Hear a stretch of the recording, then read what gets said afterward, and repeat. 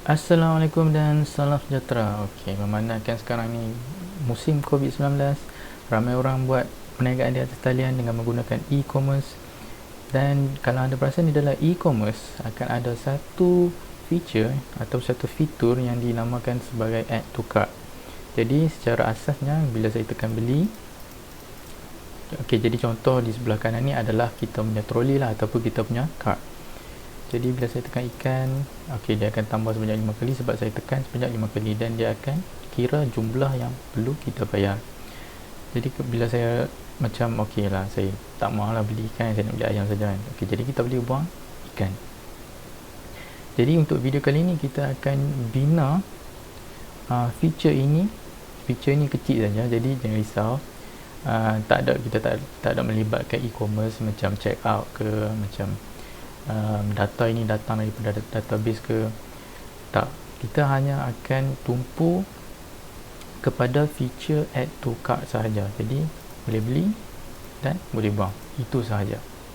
Okey, jadi pertama sekali apa yang kita perlu buat ialah kita perlu cipta 3 file. Pertama adalah index.html, lepas tu index.js, dan akhir sekali ialah style.css. Okey, untuk style.css macam biasa kita akan masukkan butang ini, tanda star ini, di mana tanda star ini dia akan mengenakan pengayaan yang kita tentukan di dalam bracket ini kepada semua elemen di dalam laman sesawang tersebut. Jadi untuk setiap elemen di dalam laman sesawang kita nak padding bermula dengan kosong dan juga margin bermula dengan kosong. Okay, lepas tu di index.html tekan tanda amaran ni dan tekan enter. Ok, jadi untuk semua jalan pintas ataupun shortcut yang saya guna ni terdapat dalam Visual Studio Code. Kalau anda menggunakan IDE selain daripada Visual Studio Code, anda perlu install ataupun pasang Emacs. Ok, ni adalah Emacs, secara nak eja dia lah Emacs. Ok, jadi untuk dokumen ni kita akan menggunakan tambah ke troli ataupun add to cart. Ok, jadi kita akan sertakan sekali style.css kita, link css dan style.css, dan kita akan sertakan juga javascript kita dengan menggunakan script src index.js. Lepas itu apa yang kita perlu buat, kita akan tengok di laman sesawang saya akan menggunakan live server. Jadi kalau anda tidak tahu, kalau anda menggunakan Visual Studio Code, pergi ke extension di bahagian kotak ini, anda cari live server dan anda ambil extension ataupun pilihan pertama ini. Okay, jadi saya tutup. Jadi saya tekan F1. Okay, bila saya tekan F1 akan keluar di sini dan saya tekan saja ini. Jadi akan bawa kita ke laman sesawang kita lah. Okay, lepas tu cipta satu div yang dinamakan sebagai utama, dan di dalam utama ini kita akan mengenakan dua jenis elemen div, di mana yang pertama yang kita tahu adalah untuk tempat untuk kita membeli, dan yang bahagian kedua adalah untuk tempat untuk kita melihat jumlah ataupun barangan yang telah kita pilih. Jadi div pertama dan div kedua. Ok, dalam div pertama ni ialah barangan yang kita pilih lah, dan kita akan menggunakan table. Jadi tr ataupun row th, saya akan cipta dua th. Yang pertama ialah nama dan yang kedua ialah yang pertama ialah barang dan yang kedua ialah harga. Dan lepas tu kita akan cipta lagi tr, dan dalam tr ni ada td, ada 3 td, maafkan saya. Jadi ada 3 td, saya kali dengan 3. Dan untuk yang pertama ialah ayam, dan harga ayam ialah RM15. Dan menggunakan butang kelas, kita akan mengenakan kelas beli di sini. Kita beli di sini. Okey, jika kita lihat di sini dah terpapar kita punya table, tapi sepatutnya berada di bahagian tengah ini. Jadi kita pergi ke style CSS, di bahagian body anda kenakan background color RGB sebanyak 255, 180 dan 69. Padding anda kenakan sebanyak 200 pixel daripada atas, 300 pixel daripada kanan, kosong daripada bawah dan 300 pixel daripada kiri. Font size sebanyak, saya nak berbesarkan font size tulisan kita, saya besarkan sebanyak 1.4 rem. Dan lepas tu kalau anda perasan table kita ni, dia tak ambil orang panggil kelebaran div tersebut. Jadi apa yang kita boleh buat ialah kita pastikan dia menggunakan sepenuhnya ruang ataupun kelebaran div parent ataupun div orang panggil div yang di atas dia lah. Jadi div 100%. Okay, sebelum itu yang utama tu, kelas utama tu, kita akan memberikan display grid dan akan menggunakan grid template columns sebanyak 2 FR dan 1 FR. Bermaksud dia akan memberikan dua fraction, dua bahagian yang lebih untuk pertama di sini, dan dia akan memberi selebihnya satu fraction ni kepada div kelas kedua di sini. Okey, jadi lepas tu di bahagian utama juga kita kenakan column gap. Bermaksud dia akan memberikan ruang di antara dua kolom, di antara dua kolom 2FR dengan 1FR ni. Jadi di antara mereka ni akan ada 30 pixel perbezaan atau 30 pixel yang membezakan antara dua elemen, dua kolom ini. Okey, jadi kita akan menggunakan text align center. Okey, jadi kita boleh lihat dulu dan kita nampak kita punya table ni dah mula jadi dah. Dan di dalam bahagian button ni, perasan tak kita dah masukkan kelas beli. Di bahagian style kita pergi ke sini, kita masukkan beli. Di bahagian beli ni kita akan menggunakan background color RGB. Untuk red ialah 64, untuk green kita bagi 209, dan untuk blue kita bagi 112. Dan kita akan menggunakan border radius sebanyak 3 pixel, padding sebanyak 5 pixel atas, 60 pixel kanan, 5 pixel bawah, 60 pixel kiri. Okey, dan kita akan menggunakan transition sepanjang 2.2 saat lah. Okey, lepas tu kita nak bila elemen beli ni dia di hover ataupun kekunci kita ni, penunjuk kekunci kita ini pergi ke elemen beli ni, maka kita nak kekunci kita menjadi cursor ataupun penunjuk kepada kekunci kita ni menjadi pointer, dan background color akan menjadi warna RGB, akan menjadi warna 37 di sini, 37, 224 dan 99. Okey, jadi kita boleh lihat. Okey, dah jadi dah kita punya ni. Nampak ni beli ni. Okey, jadi kita kena buang outline none, dan juga border none, dan jadilah dia jadi elok sikit lah. Jadi tapi saya rasa macam kita kena bagi 10 pixel untuk dia jadi lebar sikit. Okey, bagi saya ni okey dah. Lepas tu untuk untuk bahagian yang pertama, bahagian pertama ni ialah bahagian table ni, di elemen ni.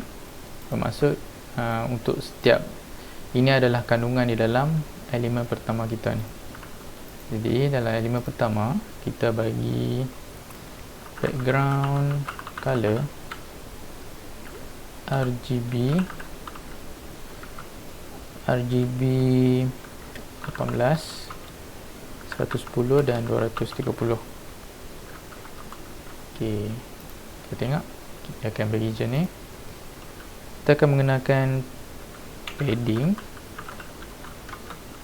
sebanyak 30 pixel saya rasa. Okey, ni untuk sementara waktu lah. Untuk yang kedua pula,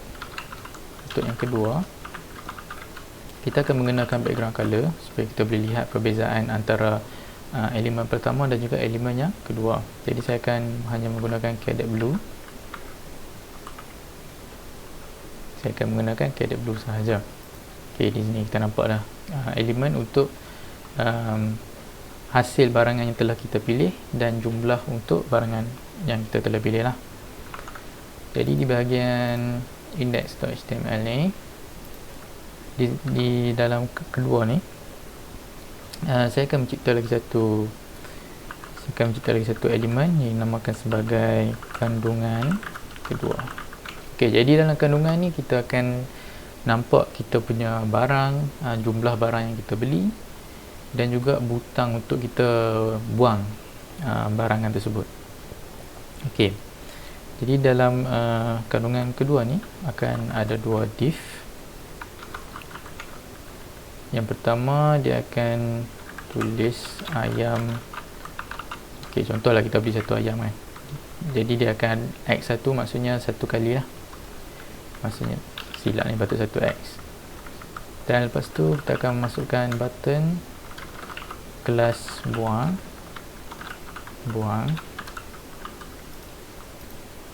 Di dalam kelas buang ni saya akan copy balik daripada kelas beli. Cuma RGB dia kita akan tukar. Untuk buang ialah 232. Silap. Maksudnya di sini kita akan tukar 232 dan bila dia di hover dia akan jadi 37. Dia akan jadi 25500. Jadi kita boleh lihat saya lupa nak tukar jadi buang, dan sini pun jadi buang. Okey, nampak kita punya butang untuk buang ni dah jadi. Sekarang ni ayam ni sepatutnya dia duduk di belah kiri dan buang ni pula sepatutnya duduk di belah kanan. Jadi kita boleh capai dengan menggunakan grid. Jadi kalau anda ingat, sekarang ni kita berada di dalam kelas kandungan kedua. Jadi kita cari balik kandungan kedua kita tadi. Kita tak masukkan lagi kandungan kedua. Display grid, dan kita akan menggunakan grid template column sebanyak 1 FR dan 1 FR. Maksud belah kanan untuk div ayam ni satu fraction, dan untuk div butang ni pun satu fraction. Maksudnya dia akan samalah dia punya label tu 1 FR. Jadi di antara kedua-dua kolom ni kita akan berikan 10 pixel perbezaan. Jadi kita nampak dah ada macam beza sikit. Tapi jangan risau, kita semakin menghampiri ke arah penggayaan yang saya tunjuk pada awal video tadi. Jadi lepas tu untuk kedua padding ni kita tak guna lagi, kerana kita akan gunakan ketika kita buat functionality untuk kita punya add to cart ni. Begitu juga dengan jumlah. untuk masa sekarang ni kita akan hard coded supaya kita boleh lihat apa yang berlaku dengan coding ataupun apa yang berlaku dengan pengayaan kedua padding dan jumlah ni. Kita akan gunakan secara hard coded lah, kita tak akan guna secara dynamic dengan menggunakan JavaScript supaya kita boleh nampak hasil tersebut. Jadi grid template columns 1 FR dan 1 FR sama juga macam tadi, dan column gap pun sama juga 10 pixel. Dan akhir sekali ialah kelas bold, di mana font weight dia ialah bold. Okey, sekarang kita tengok di bahagian kandungan kedua. Okey, di bahagian sini kita akan menggunakan kelas jumlah. Di bawah kandungan kedua ni ada lagi satu elemen yang diberikan kelas sebagai jumlah, dan di dalam kelas jumlah ni kita tahu dia sedang menggunakan display grid dan dia akan bahagikan kepada dua bahagian. Jadi untuk bahagian yang pertama ni tak apa, saya tak nak guna div, saya nak guna p terus ataupun paragraph, iaitu jumlah. Dan untuk bahagian kedua ni pula kita akan masukkan P dengan kelas bold. Jumlah ni ialah RM15, contohnya lah. Ok, sekarang ni dah jadi. Untuk kandungan kedua ni, untuk kedua-dua elemen ni sepatutnya kita kenakan untuk kandungan kedua ni sajalah. Kita cuba kedua padding. Nampak dia dah ada ruang sikit di antara penggayaan yang kita kenakan untuk butang, untuk barang yang kita pilih, dan juga untuk elemen, keseluruhan elemen ini. Jadi saya rasa dah siap dah untuk front end kita. Sebelum tu kita gunakan font awesome. Jadi kita tengok font awesome. Okey, untuk pengetahuan, font awesome ni anda kena daftar dahulu, anda kena register. Saya rasa saya dah register. Yang risau saya akan sign out. Lepas saya sign out, okey, macam saya dah daftarkan account. Anda boleh daftarkan account anda di sini, create an account ni di bahagian bawah ni. Saya zoom. Ini di bawah ni, create an account. Tapi memandangkan saya dah cipta account, jadi saya akan sign in saja di sini. Dan lepas tu anda pergi ke manage kit ni, font awesome kit ni, manage kit, dan anda tekan kitnya yang anda dah cipta. Okey, sebelum tu kalau anda belum cipta kit lagi, anda boleh cipta kit. Sepatutnya anda boleh cipta kit di sini. Okey, di sini anda boleh cipta kit di new kit ni. Memandangkan saya dah cipta, saya akan guna saja yang sedia ada. Okey, jadi saya akan copy kit code ni. Saya akan tekan sini. Lepas tu saya akan letak di bahagian atas, di bahagian head. Saya akan letak di sini. Dan di bahagian beli ni, sebelum bahagian beli ni kita akan letak card kan. Kita akan letak card. Okey, saya akan search card. Saya akan buat carian untuk card, dan saya akan ambil yang paling kanan sekali ni, wording di awesome. Anda boleh guna gambar lain ataupun ikon lain, tapi saya akan gunakan card ni lah untuk menunjukkan barangan ini adalah untuk barangan dibeli. Okey, jadi pergi semula ke sini dan kita akan nampak ada macam logo ataupun ikon card di sebelah beli ni. Jadi lepas tu kita akan cari cancel. Saya tak tahulah, buang, mungkin buang garbage.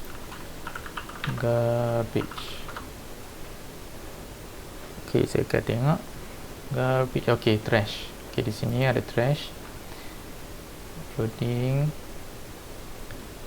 Okey, start using this icon. Saya akan copy, pergi ke sini, di sebelah buang ni saya akan masukkan logo ataupun ikon trash tadi, dan saya akan tekan space bagi dia ruang sikit, save, dan siap ayam dan ada logo bank.